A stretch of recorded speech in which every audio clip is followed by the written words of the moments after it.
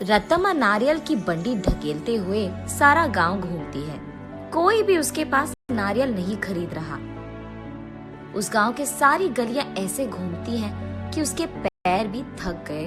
का बेटा, माँ भूख लग रहा है माँ, ऐसे पूछने पर उसे रोना आ जाता है और रत्तम्मा को पता नहीं चलता कि वो क्या करे।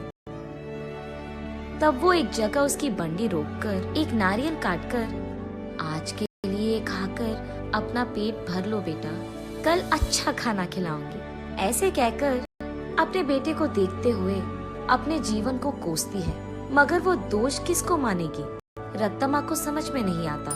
एक समय में रत्तम्मा बाकी गांव वालों की तरह ही छोटे मोटे कूली का काम करती थी, लेकिन उसे लगता है कि उसे उसका मेहनत का फल नहीं मिल रहा। इसी दुख में वो दिन गुजारती थी। कुछ ही दिन पहले रत्तम्मा का पति पी पी कर मर गया। घर के सारे पैसे वो अपने दारू में लगा दिया और घर में एक फूटी कौड़ी भी नहीं है। इसीलिए रत्तम्मा को क्या करे ये पता नहीं चल रहा था और उसे इसी बात का डर था कि वो अपने बेटे को कैसे पढ़ाएगी। एक दिन वो अपने घर के बरामदे में बैठकर यही सोचती रहती है कि वो पैसे कैसे कमाएगी। तभी फैसला करती है कि वो एक छोटा सा व्यापार करेगी। इसी सोच में वो जब सर उठाकर ऊपर देखती है, उसके घर के ठीक सामने मौजूद एक नारियल का पेड़ उसे नजर आता है। तब वो फैसला करती है कि वो नारियल बेचेगी। उसके फैसले के अनुसार ही वो अगले दिन उस गांव के जंक्शन के बीच में नारियल का एक छोटा सा बंडी लगाती है। लेकिन तब तक उसी जंक्शन पे दो और ऐसे व्यापारी थे जो नारियल बेच रहे थे। उन दोनों की वजह से रत्तम्मा का व्यापार ठीक से नहीं चलता है। इसी कारण 2-3 दिनों से रत्तम्मा की बंडी से सिर्फ 2 या 3 नारियल ही बिके थे। बाकी सारे वैसे के वैसे ही रह गए। ये देख निराश होकर रत्तम्मा ये फैसला करती है कि अगर वो गांव के सारी गलियां घूमकर बेचने की कोशिश करेगी तो कम से कम कुछ तो बिक जाएंगे।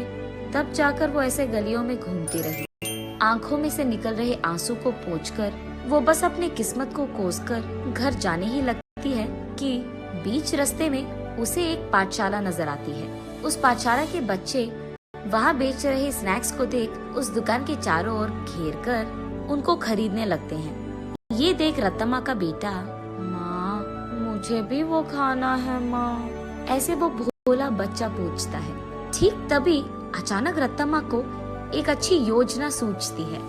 तब वो उसके बेटे से ऐसे कहती है, हमारे पास उसको खरीदने के पैसे नहीं है बेटा, लेकिन घर जाते ही मैं तुम्हारे लिए एक बहुत अच्छी मिठाई बनाऊंगी, ठीक है? चलो हम अभी घर चले जाएंगे। घर आते ही बचे नारियल में से कुछ ही को काटकर उनसे कुछ मिठाइयाँ बनाती है और उन मिठाइयों को अगले ही दिन उस पाठशाला के पास बेचने लगती है। उस दिन तक किसी ने भी नारियल से बनाए हुए मिठाई को वहाँ पे नहीं बेचा था।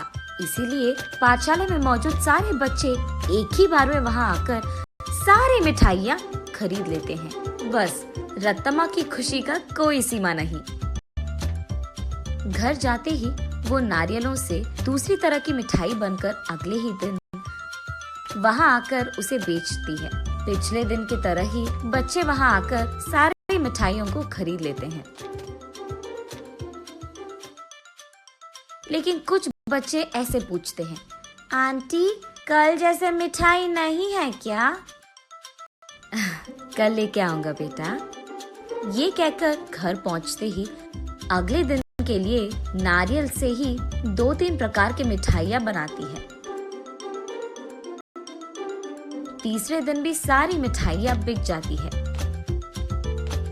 तब वहाँ मौजूद बाकी व्यापारी ये देख रत्तम्मा के पास आकर ऐसे कहते हैं, अम्मा कुछ मिठाइयाँ हमको भी बेचो, वो हमारे दुकान में बेचेंगे हम तुम्हें दुगना पैसे देंगे इनके लिए, ऐसे कहते हैं। ये सुनकर रत्तम्मा इस बार ज्यादा मात्रा में मिठाइयों को बनाकर अगले दिन वहाँ के व्यापारियों को बेचती है दुगने गुना में। बचे सारे पाठशाला के बच्चों को हमेशा की तरह बेचती है।